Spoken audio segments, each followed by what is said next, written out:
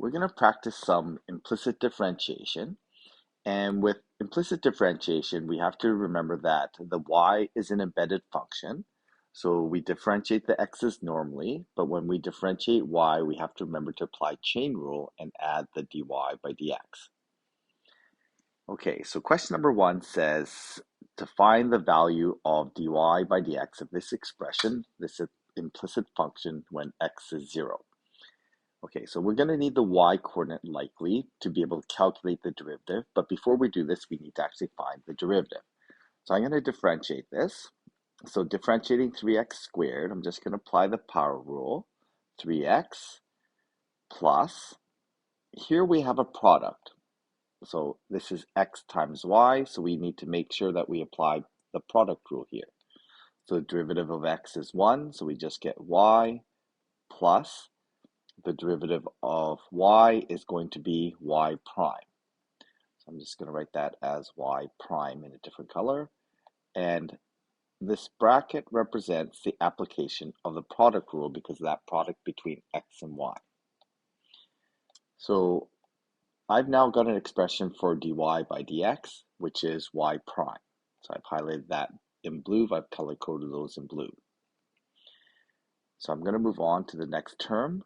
I'm going to differentiate the square, so I end up with 2y. But again, because we have an embedded y function, we're just going to add the dy by dx onto that. And then equal to, and don't forget to differentiate the 2 as a constant to 0. So at this point, I can group my y prime terms.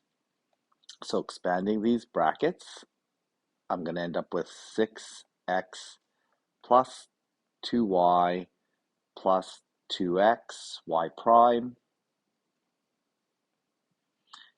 plus 2y y prime.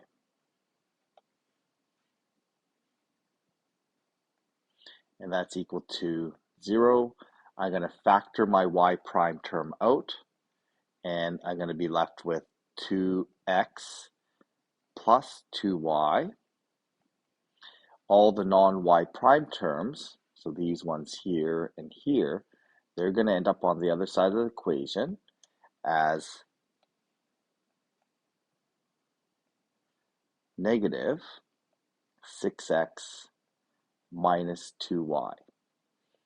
Okay, and then finally solving for my y prime is equal to negative 6x minus 2y, all divided by 2x plus 2y. Now, in this case here, we could simplify the extra common factor of 2, and I think I'll do that. So I'm going to simplify this into negative 3x minus y, and that's all over x plus y. Okay, so I now have my derivative. I want to evaluate when x is 0. So to do that, I need a y coordinate. Okay, so I need to calculate the y value when x is 0. What that's going to involve is plugging in x is 0 into the original expression. So I'm going to start with my 3x squared, and I'm going to replace that x with a 0 plus 2xy.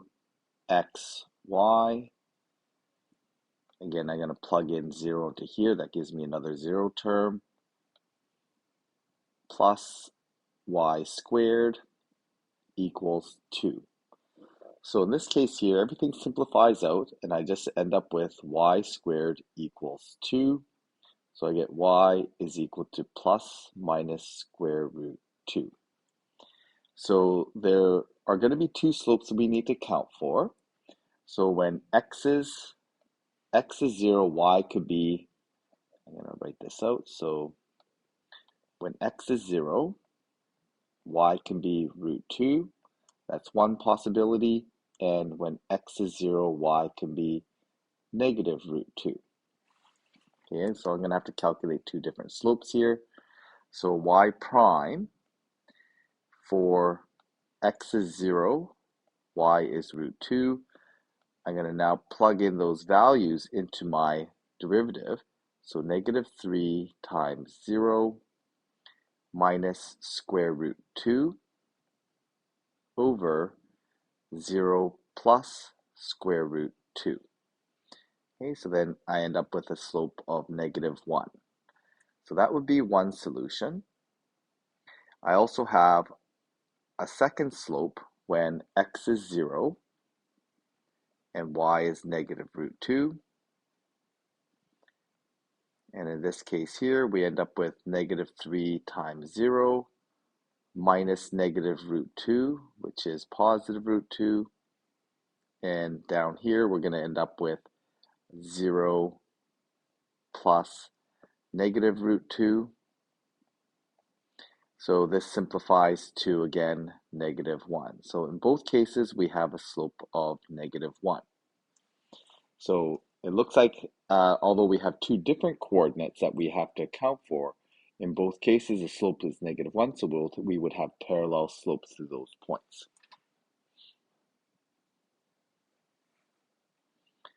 In question number 2, we're given the implicit function y equals log x squared plus y squared. And in this case, we've been now given both the x and y coordinates, so we don't actually have to solve for the y value. But we're going to differentiate this implicitly. So when we differentiate implicitly, when I differentiate the y, I get y prime. When I differentiate the log, I'm going to get 1 over whatever's on the inside. In this case, it's x squared plus y squared. But now, because it's an embedded function, I need to apply chain rule. So I'm going to differentiate the x squared to 2x, the y squared to 2y.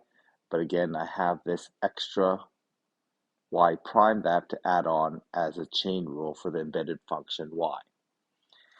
So simplifying this out a little bit, I'm going to have my y prime,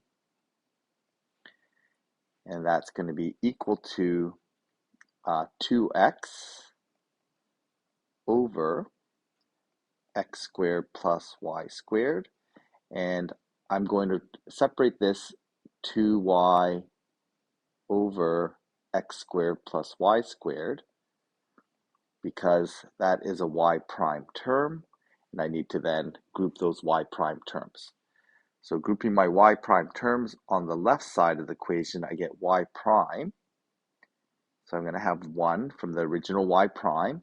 I'm going to subtract that 2y over x squared plus y squared. So I'm going to get minus 2y over, so that's 2y over x squared plus y squared.